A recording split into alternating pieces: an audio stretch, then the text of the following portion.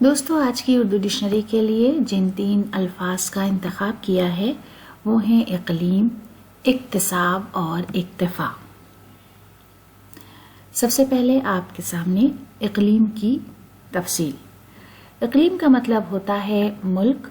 قدیم جغرافیائی تقسیم ارض کے مطابق آباد زمین کا 7واں حصہ، دنیا کے 7 حصوں میں سے ہر ایک حصہ، بر اعظم، جزیرہ، خطہ، وطن اور ملک۔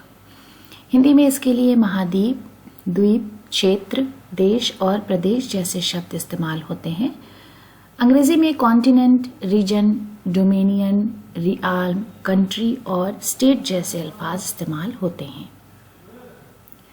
ثروت حسین کا ایک شعر ہے، کوئی اقلیم نہیں میرے تصرف میں مگر مجھ کو آتا ہے بہت فرما روا ہو جانا۔ اس کے بعد لفظ اکتساب۔ اکتساب کا مطلب ہے حاصل کرنا، حصول، اخذ، فیضیابی، کمانا، کمائی، سیکھنا، علم یا ہنر کے حوالے سے۔ ہندی میں اس کے لیے اپارجن، سویم کو اپنے پریتن سے پراپت کرنا، پراپتی، گرہن، لابھانوت، گیان یا کوشل آدی، سیکھنا۔ تو جو چیز آپ سویم اپنے پریتن سے حاصل کرتے ہیں، اپنی کوششوں سے حاصل کرتے ہیں، وہ ہے اکتساب۔ Self gain, earning, getting, receiving, acquisition اور اٹینمنٹ جیسے الفاظ اس کے لیے استعمال ہوتے ہیں۔ اس کے بعد لفظ اکتفا۔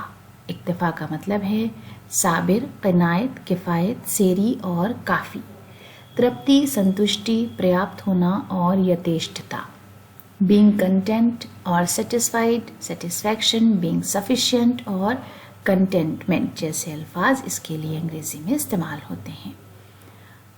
عابد ملک کا ایک شعر ہے، اکتفا کر لیا بس دیکھتے رہنے پہ تجھے، ورنہ تو جس کا مقدر ہو وہ کیا کچھ نہ کرے۔